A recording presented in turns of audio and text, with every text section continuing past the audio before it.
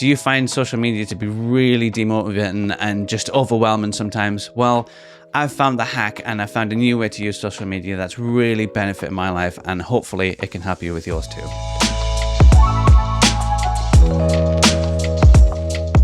I feel like there's been a bit of a radical shift in the last few years away from people using social media. I myself used to use Facebook, LinkedIn, Instagram. I never quite got into TikTok, but these are the sort of things that I was using on a regular daily basis, and I was kind of getting a little bit addicted to some of them, especially Instagram. And I made a realization in the last few months that's actually changed the way that I use social media, and I think it's a really good way to look at it. And I think I found social media once again to be quite useful, not as a business making opportunity, so not opening up new avenues and so on, but to be able to express myself and to be able to engage with other creators and other people that I'm really interested in. The way that I used to use social media before I thought about this was to try and promote myself as a business. So I'm a videographer, I'm a filmmaker, I do wedding films, corporate videos, event videos, and all that sort of stuff. And what I used to do was posting on Instagram kind of behind the scenes pictures of me with a camera on location and so on, or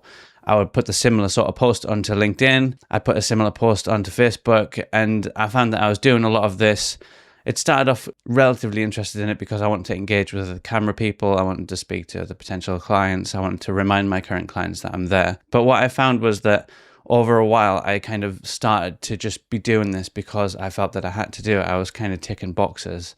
I was following other videographers. I was following other filmmaking people. And while I am passionate about film and I'm passionate about my business, I do have other interests and so on, as everybody else does. And my social media feed started to slowly turn into something that was just showing me the sort of content that I was putting out there. And I was seeing kind of competitors and friends and collaborators just posting the similar sort of thing. And I started to feel like we're all just kind of posting stuff because we feel that we have to do something. We have to look busy. We have to remind our clients where we are and so on. It really made me close up. LinkedIn was probably the first one to go. I sort of went on there and I was looking, in every post, if it wasn't written by AI, it seemed like it was written by AI.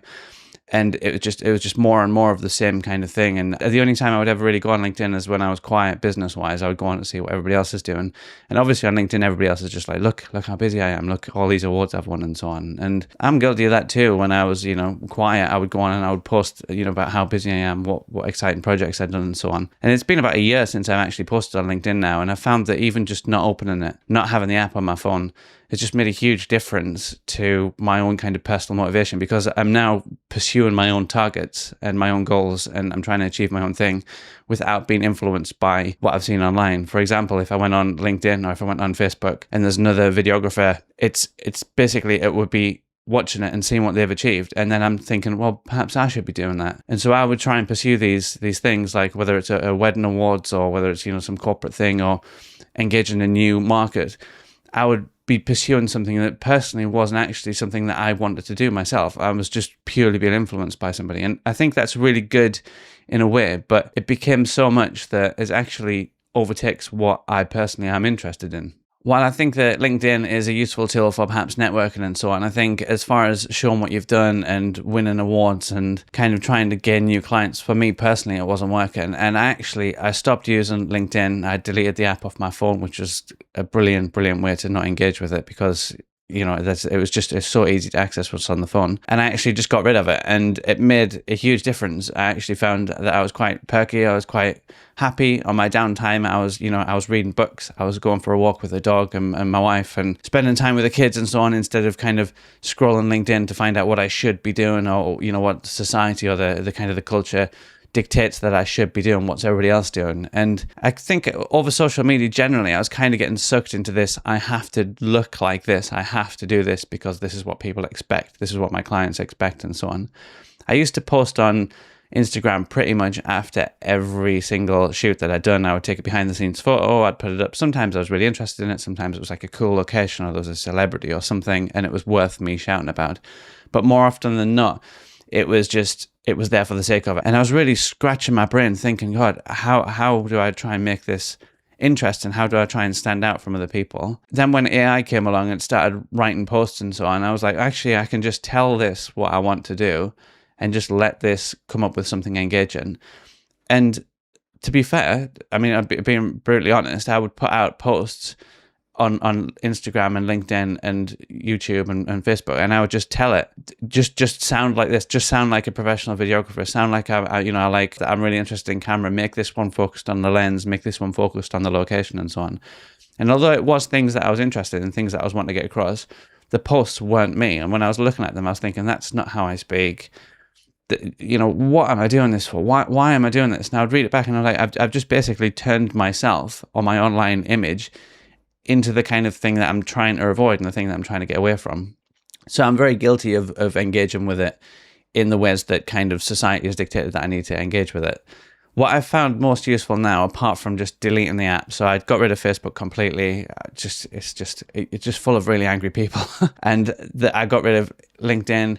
I've never got onto TikTok, thankfully, and Instagram is my kind of guilty one. And I've only posted 2 or 3 times this year. We're in April now. I've only posted 2 or 3 times things I actually thought were interesting, so like a holiday photos and so on. I've basically just been using the Instagram stories, and what I found is that's a good way to kind of remind your clients that you're there, but also it's just stuff that I'm interested in. If I'm in an interesting place, or if I see something funny, or if I want to just share a quick thought, that's a really good way to just put stuff out there. And it's only 24 hours. It's not going to last forever, so there's no kind of massive harm done, I don't think. And I find that that's quite nice. But the way that I've started using Instagram now is that I realized that my Instagram feed, when I log onto it, it's, even though I'm following lots of friends and lots of people in the same industry as me, and again, competitors and friends and collaborators and everybody that's in the kind of the same social circles as me online, I found that I would be the same thing. I would open up and the top story would be kind of a news thing. The president's done something, or there's a war here, or something. Usually the two connected. The next post would be something political. The one after that would be something else political. Then there might be some sort of camera thing, and then there might be another behind the scenes thing, and then films and just stuff that was just, it was obviously curated towards stuff that I'd clicked on in the past, but it's not what I'm interested in. It's what my phone thinks that I'm interested in. So I realized I'm a bit of a James Bond fan. I went out and I thought, January, I thought, I tell you what, I'm going to make a James Bond YouTube channel. So I started my James Bond YouTube channel. It's just this sort of thing, me talking about James Bond. And along with that, I made a social media account for it on Instagram. And now I find when I opened that account, I just followed loads of James Bond people, official channels, but big fans and behind the scenes stuff, all just James Bond. If it's not James Bond, I don't click on it. I have found that now when I open Instagram, that's what I'm defaulting to. I'm opening, if my normal business account opens up, I'm seeing, news straight away. I'm like, no, I don't want this. I'm on the wrong account. I'm clicking off it and I'm going onto my Bond account. And I think this is like a revelation for me, is that actually social media, you shouldn't feel like you're obliged to do stuff and to fit in and to tick boxes. It should be about fun. It should be something that kind of fleshes you out as a person. So whether it's James Bond, or whether you like cars, or whether you like, nature and wildlife, all these things, I think you should really be using Instagram and other socials, Facebook and YouTube and so on, just for stuff that's going to flesh you out as a person, stuff you're actually passionate about. Because with my original account, that's what it started out as. I'm interested in filmmaking and so on. But because that's the route that I went down, all I was seeing was that. And it was stuff that, if I was quiet and I was seeing how busy people were, it was like it's impacted my mental health. And if I'm really, really busy, I'm feeling like I should be posting at the same time to show how busy I am. And it's just adding to the workload. Again, knocking onto my mental health. And I found that I'm not getting many benefits out of it whatsoever. I like to speak people on there. I like to engage with other people. It's great for that sort of thing. But I've really set myself a limit. Like literally, I set myself a limit on Instagram for 20 minutes. So after 20 minutes, the app kicks me out. It's absolutely fantastic. What I've done now is I have this alternate account, this James Bond account. I've also got one about palm trees. I really like palm trees. So if I take a picture of a palm tree, I put it onto here.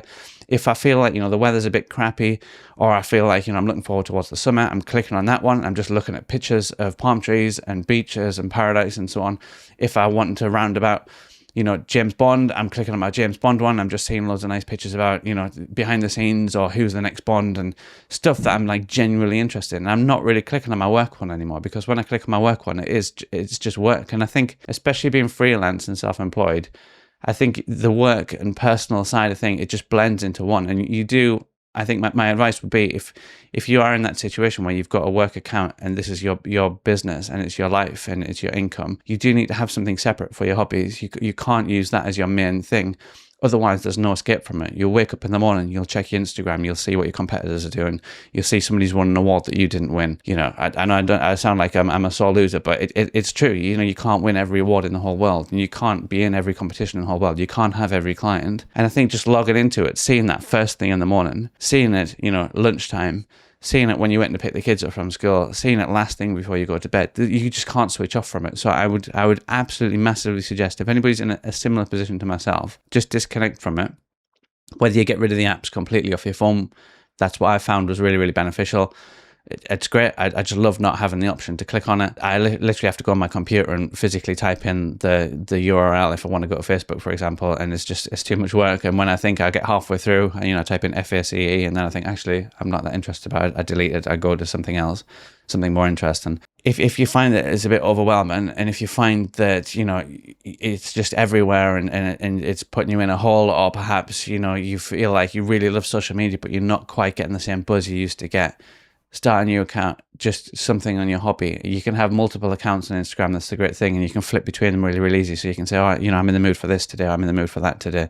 And just set one of those profiles as the default when you wake up. And I think what I've found personally, and this is what you might find, but I'd love to hear, you know, your thoughts on this, would be, I'm finding that I'm gravitating a lot more towards my hobbies now, whether that's just on social media, but also kind of out in real life. I'm finding that I'm focusing on my hobbies. You know, I'm when I'm out for a walk, I'm seeing palm trees more now than what I used to. And I'm thinking, oh yeah, this is great. I appreciate this. Or, you know, I'm listening to James Bond music more, or I'm watching Jurassic Park more, and setting myself little challenges around my hobbies and so on, as opposed to setting myself challenges around, right, let's try and make a really interesting behind the scenes photo from this corporate shoot that I'm doing. It's different. It's really different. I think you need to do both. You need to have a presence for your professional business, and the corporate side of stuff always needs to be there.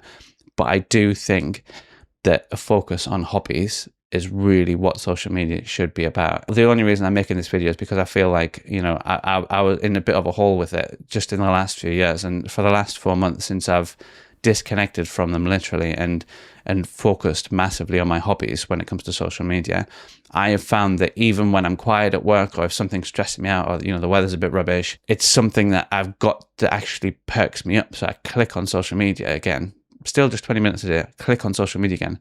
It's perking me up, and I'm like, oh, this is great. This is so much fun. And I'm coming off it, having a bit of a buzz, not having posted anything, just having looking at stuff. It was the opposite for the last few years. It's been the absolute opposite. And I think people generally now are gravitating away from social media. You know, specific companies they might not want to engage with anymore, which is fair enough. You don't need to come off the social media. I think you just need to change the way that you're using it. And I think if everybody does that, these kind of algorithm-led, you know, overwhelming kind of stuff that's just pushed at you all the time, it is going to go away. And I think social media, instead of being kind of 80% of our lives, it's going to go back down to 20% of our lives. But if that 20% can be something that's used to pick people up, to motivate you, to make you feel better about yourself, and to allow you to flesh out and grow your hobbies and connect with other people who have similar interests and so on, I feel like that's the internet summarized. That's what it was for. That's what networking is. That's what social networking is.